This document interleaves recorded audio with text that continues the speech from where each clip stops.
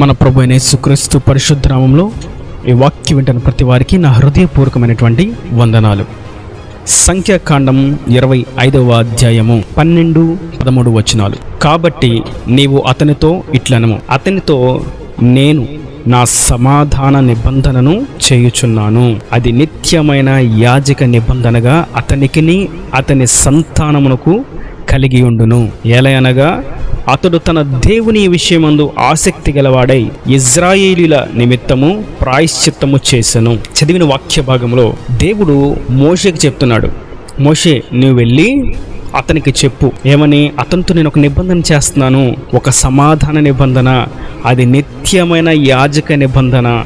అతనికి సంతానం ఖచ్చితంగా కలుగుతూ ఉంటుంది, అతని సంతతి వారు యాజకత్వాన్ని వహిస్తూ ఉంటారు. ఇది శాశ్వతమైన నిత్యము ఉండేటువంటి నిబంధన. ఎందుకంటే అతడు నా పని విషయంలో చాలా ఆసక్తి కలిగిన వాడై ఉన్నాడు, తన జనుల కొరకు ప్రాయశ్చిత్తం చేయువాడై ఉన్నాడు అని దేవుడు మోషేకి చెప్పి అతన్ని ఆశీర్వదిస్తున్నానని చెప్పు, అతనితో సమాధాన నిబంధన చేస్తున్నానని చెప్పు, అతని సంతానాన్ని నేను నిత్య యాజకులుగా నేను చేస్తున్నానని చెప్పు, అతని సంతానాన్ని నేను వర్ధలింప చేస్తానని చెప్పు, అతడు నా యందు ఆసక్తి కలిగి ఉన్నాడు కనుక నేను ఇలా చేస్తున్నానని చెప్పు, అతడు తన జనుల కొరకు ప్రాయశ్చిత్తం కలిగి చేశాడు కనుక నాకు నచ్చాడు అని చెప్పు, అతడు నేను ఓర్వలేని దాన్ని ఓర్వలేకపోయాడు, నాకు నచ్చిన దాన్ని అతను కూడా ద్వేషించాడు, నేను అసహ్యించుకునే వాటిని అతడు కూడా అసహ్యించుకున్నాడు, అందుకే నేను ఆశీర్వాదాన్ని ఇస్తున్నానని చెప్పు అని అతను అని మాట్లాడుతూ, ఇంతకీ అతను అనగా ఎవరు?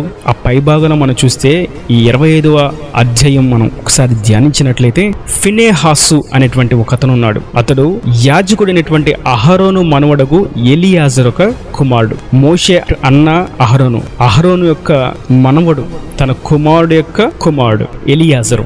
ఈ ఎలియాజరు కుమారుడైనటువంటి వ్యక్తి పేరు ఫినెహాసు అనగా ఒక రక్షక భటుడు, లేదా అతడు విశ్వాసానికి ఒక చిహ్నం, సత్యానికి ఒక నిదర్శనం అనేటువంటి కొన్ని పర్యాయ అర్థాలు మనం చూడొచ్చు. ఇప్పుడు ఈ ఫినెహాసు అనేటువంటి మాట ఇక్కడ ప్రత్యక్షంగా మనకు అర్థమవుతున్న విషయం ఏంటంటే, ఇతనికి ఒక గొప్ప ఆశీర్వాదాన్ని దేవుడు ఇచ్చాడు. ఇంతకీ ఫినెహాసుని దేవుడు అంత మెచ్చుకొని అంత ఆశీర్వదించే విధంగా ఈ ఫినెహాసు ఏం చేశాడు అని మనం చూసినట్లయితే 25వ వచనం ప్రారంభం నుండి, ఇజ్రాయేలీలు షిత్తీములో దిగి ఉండగా ప్రజలు మోయాబు రండ్రతో వ్యభిచారము చేయసాగిరి. అప్పటికే ఇజ్రాయేలీలు జనాలు షిత్తీములో దిగి అక్కడ మోయాబురాలతో వ్యభిచారం చేస్తూ ఉన్నారు. అదంతా బిలాము యొక్క బోధ, బాలాకు చేసినటువంటి విధానం. దాని ప్రకారం మోయాబురాలు అక్కడికి చేరడం, మోయాబు స్త్రీలు ఇజ్రాయేలీల్ని మాటలతో ఆకట్టుకొని వారిని పాపములో పడవేసే విధంగా, వ్యభిచారము చేయే విధంగా వారిని పడవేయడం అనేది ఇక్కడ జరిగినటువంటి విషయం. ఇదే సన్నివేశాన్ని మనం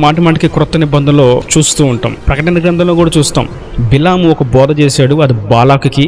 ఏం బోధ చేశాడంటే ఈ బోధ చేశాడు, ఇజ్రాయేలీల్ని శపించడం నీ వల్ల నా వల్ల కాదు, వాళ్ళని శపించడం దేవుడి వల్లే జరుగుద్ది, వాళ్ళ మీదకి శాపం రావాలంటే దేవుడే చేయాలి, కాబట్టి వాళ్ళు శాపపు క్రియలు పాపము చేసే విధంగా మార్గాలు చూపిస్తే చాలు వాళ్ళకి అని బిలాము బాలాకు బోధ చేశాడు. ఆ బోధ ప్రభావమే ఇక్కడ 25వ అధ్యాయం. ఈ బోధ ప్రకారం ఇక్కడ జరుగుతుంది ఏంటంటే, స్త్రీలు ఇజ్రాయేలీని వ్యభిచారంలోకి, పాపములకు పడవేయ విధంగా ఆ స్త్రీలు వచ్చి ఇజ్రాయేల్ని పడవేస్తున్నారు. ఇదిలా జరుగుతుండగా దేవుడికి కోపం వచ్చింది. నిజంగానే దేవునికి ఆయాస్కరమైనటువంటి క్రియలు జరగగా దేవుడికి కోపం వచ్చింది. యెహోవా కోపం వారి మీద రగులు కొనగా వారిలో చాలా మంది చనిపోతూ ఉన్నారు. అప్పుడు మోషేకి దేవుడు చెప్పాడు, మోషే ఇలా చేస్తా, నా తీర్పును మీరు నా కోపం రగులు కొని ముందుకు సాగితే మీలో ఎవరు ఒక్కడు కూడా మిగలడు. మీ ప్రజల్లో అధిపతులు ఉన్నారు కదా, ఈ పాపానికి కారణమైన వాళ్ళు ఉన్నారు కదా, అధిపతులను తీసుకొచ్చి నా సన్నిధిని సూర్యునికి ఎదురుగా వారిని ఉరితీయము, అప్పుడు నా కోపం చల్లారిద్దని మోషేకి చెప్తే మోషే అట్లాగే చేశాడు. యెహోవా సన్నిధిని సూర్యునికి ఎదురుగా వారిని ఉరితీశాడు. ఈ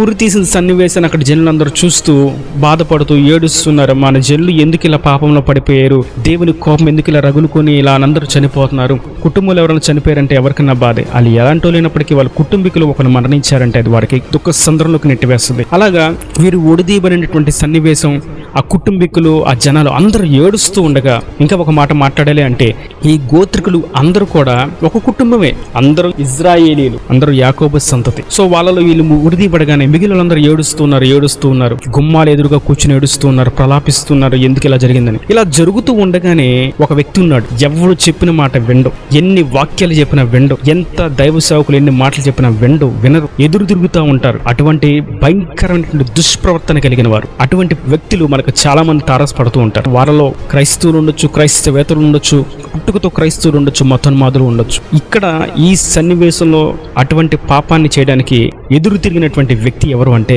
దేవునికి కోపం తెప్పించే విధంగా ఎదురు తిరిగిన వ్యక్తి పేరేంటంటే జిమ్రీ.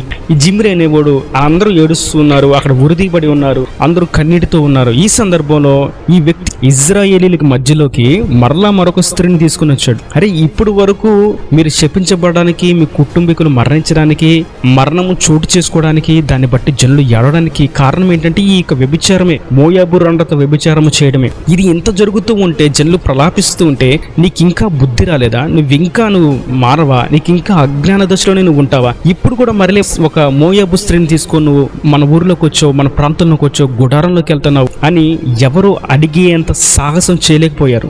కారణం ఏంటంటే అందరికీ భయం, పాపాన్ని ఖండించడం భయం, నువ్వు తప్పు చేస్తున్నావు చెప్పడం భయం, నువ్వు 2 పెళ్ళిళ్ళు చేసుకున్నావు తప్పు అని చెప్పడం భయం.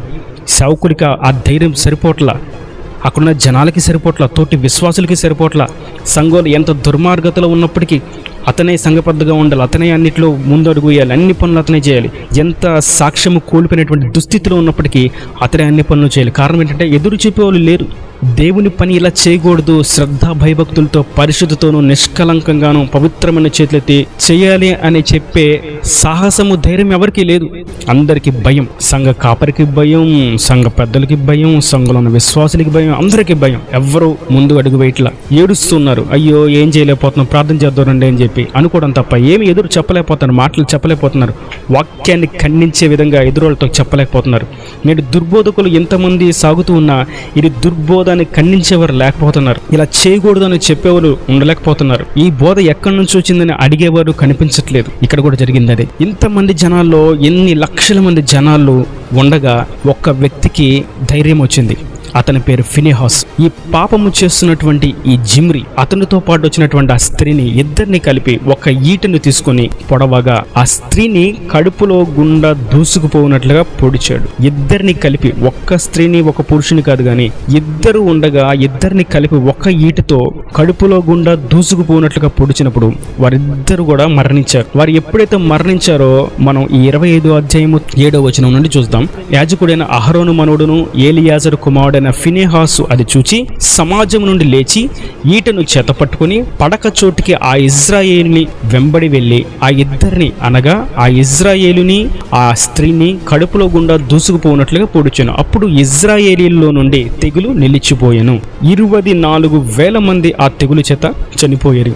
ఇంతమంది దుర్బోధకుల చేత గుడ్డివారయ్యి కాపర్లేని గొర్రెల వలె నడుస్తూ, నరకానికి నడుస్తూ చెదిరిపోతూ ఉంటే ఎవరికి ధైర్యం రాలేదు. కానీ ఎవరికి ఈ పని చేయాలి, దేవుని కొరకు నిలబడాలి, సత్యం కొరకు నేను నిలబడాలి, నేను రక్షక భటుడుగా ఉండాలి అనేటువంటి భావం ఎవరికి రాలేదు. కానీ ఇతనికి వచ్చింది. అప్పటికి 24,000 మంది మరణించారంట. ఆ పాపాన్ని బట్టి మోయాబురాణులతో వ్యభిచారము చేసినటువంటి క్రియ హేతువు చేత 24,000 మంది మరణించారు. ఈ 24,000 మందిని మరణించి ఇప్పుడు మరలా ఇంకో కొంతమంది మ్రానుకు వేలాడదీయబడి సూర్యునికి ఎదురుగా ఉరి తీయబడితే వీళ్ళందరినీ చూసి ఫినెహాసు ఇంకా ఎన్నాళ్ళు ఈ జనులను దుర్బోధను నడిపిస్తూ, కాపర్లేని గొర్రెల వాళ్ళ కలను మూసివేస్తూ ఎన్నాళ్ళు ఇంకా పాపమును నడిపిస్తారు అని వారిని చంపివేయగా అప్పుడు తెగులు నిలిచిపోయింది. తెగులు నిలిచిపోయిన వెంటనే ఆ వచ్చిన వెంబడే ఉంటుంది. 24,000 మంది చనిపోయారు. దేవుడి కోపం నిలిచిపోయింది, తెగులు ఆగిపోయింది. వెంటనే ప్రభు అంటున్నారు యెహోవా మోషేతో ఇలాగ చెప్తున్నాడు, యాజకుడైన అహరోను మనవడు ఏలియాజరు కుమారుడైన ఫినెహాసు వారి మధ్యను నేను ఓర్వలేని దానిని తాను ఓర్చుకోలేకపోవటం వలన ఇజ్రాయేలు మీద నుండి నా కోపము మళ్లించెను. దేవుని కోపాన్ని మళ్లించేటువంటి వ్యక్తిగా ఈ ఫినెహాసు ఉన్నాడు. తన జనులు మరణిస్తుంటే అలాగ మరణించకూడదు, ఆ పాపాన్ని బట్టి వాళ్ళు ఉగ్రతను అనుభవించకూడదు అని దేవుని కోపాన్ని మళ్లించే విధంగా పాపాన్ని చంపివేశాడు. దేవుని కోపం ఎప్పుడు మళ్లించబడిద్ది అంటే పాపము చంపబడినప్పుడు. ఈ పాపాన్ని చంపబడేటువంటి ధైర్యము, సాహసక్రియ, సాహసత్వము ఇవన్నీ ఫినెహాసులో ఉన్నందున ఫినెహాసు ధైర్యంగా లేచి ఆ పాపపు క్రియలను చంపివేశాడు. సర్వ సమాజానికి క్షేమాన్ని తీసుకొచ్చాడు. ఇట్టి క్రియ దేవుడికి ఇంపైనదిగా ఉన్నందుకన ఫినెహాసుని దేవుడు ఆశీర్వదించాడు. ఇది చిన్న ఆశీర్వాదం కాదు, ఇది సమాధాన నిబంధన, నిత్యమైనటువంటి నిబంధన. దావీదుతో దేవుడు చేశాడు నిత్యమైన నిబంధన. మరియు ఇప్పుడు ప్రభు అంటున్నారు దావీదు కంటే ముందే ఫినెహాసుగా చేస్తున్నాడు. కాబట్టి ఈ పాపం క్రియలను చంపిన వారికి దేవుడు ఒక సమాధానమైనటువంటి నిబంధన, ఆశీర్వాదాన్ని దేవుడు వారికి కలుగు చేస్తాడు. ఇంతకీ ఆ చంపబడినటువంటి స్త్రీ పేరు మనం 25:15 చూస్తాం. చంపబడిన స్త్రీ పేరు కొజ్బీ. ఈ జిమ్రీ కొజ్బీ యొక్క మరణం ఎప్పుడైతే జరిగిందో దేవుని కోపం నిలిచిపోయింది, తెగులు ఆగిపోయింది, దేవుని కోపం మళ్లించబడింది.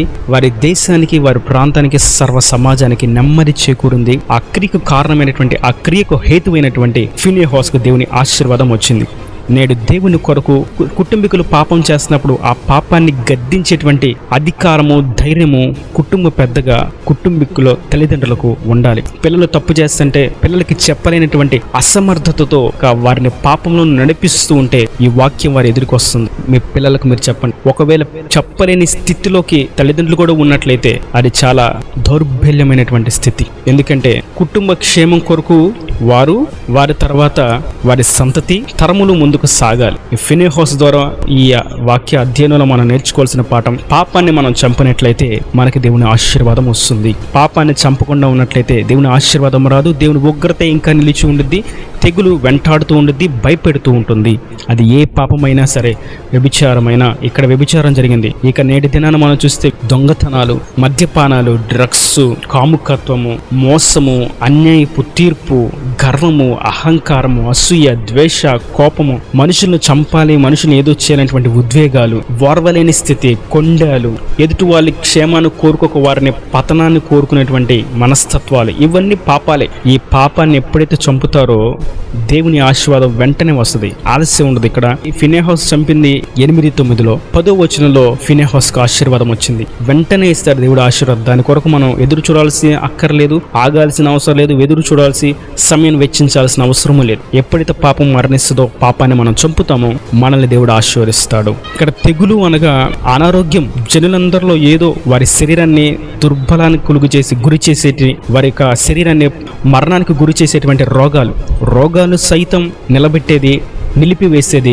పాపాన్ని చంపడం. కాబట్టి ప్రతి వారు పాపాన్ని చంపుదాం, కావలసిన ఆశీర్వాదాన్ని వ్యక్తిగతంగా అనుభవిస్తాం. ఈ నా దేవుని మాటలు ప్రతి వారి హృదయంలో నీరుకట్టి ఫలింపచేయను గాక. తలలోంచి కన్ను మూసేటది మీకు ఒక చిన్న ప్రార్థన.